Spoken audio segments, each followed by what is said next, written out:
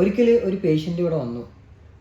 അപ്പോൾ അയാളുടെ പോക്കറ്റ് നോക്കിയപ്പോൾ ഈ ഷുഗറിന് കുടിക്കുന്ന ഗുളിക ഉണ്ടല്ലോ, മെറ്റ്ഫോർമിൻ, അതിൻ്റെ ഒരു സ്ട്രിപ്പ് ഞാൻ കണ്ടു. അപ്പോൾ ഞാൻ ചോദിച്ചു, ഇതെന്തിനാണ് നിങ്ങൾ ഇങ്ങനെ പോക്കറ്റിലിട്ട് നടക്കണതെന്ന്. അപ്പോൾ മൂപ്പര് പറഞ്ഞു, പുറത്തേക്ക് ഇറങ്ങുകയാണെങ്കിൽ എനിക്ക് ചായ ജ്യൂസൊക്കെ നിർബന്ധമാണ്, മധുരം ഒഴിവാക്കാനാണെങ്കിൽ എനിക്ക് വലിയ പ്രയാസമാണ്. അപ്പോൾ ഞാൻ ഷുഗർ കൂടാതിരിക്കാൻ വേണ്ടിയിട്ട് ഈ ഗുളിക അതിലങ്ങോട്ട് കലക്കും, എന്നിട്ട് ചായ ജ്യൂസും കുടിക്കും. ഇങ്ങനെയുള്ള ആൾക്കാരാണ് ഇവിടെ ഉള്ളത്. അപ്പോൾ ഈ അസുഖത്തിൻ്റെ ചികിത്സ എന്ന് പറഞ്ഞു കഴിഞ്ഞാൽ 75% രോഗിയുടെ കയ്യിൽ തന്നെയാണ്. ബാക്കി 25% ഈ ഗുളികയും മരുന്നൊക്കെ ഉള്ളൂ.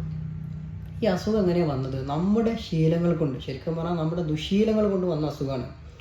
നമ്മൾ അമിതമായിട്ട് ഭക്ഷണം കഴിച്ചിട്ടും കണ്ടൊക്കെ പാടെ വാങ്ങി തിന്നിട്ടും നിയന്ത്രണമല്ലാതെ പലതും കഴിച്ചതിൻ്റെ, മധുരം കൂടുതൽ ഉപയോഗിച്ചതിൻ്റെയൊക്കെ ഫലമായിട്ടാണ്. മാത്രമല്ല എക്സർസൈസ് തീരെ ചെയ്യാത്തതിൻ്റെ,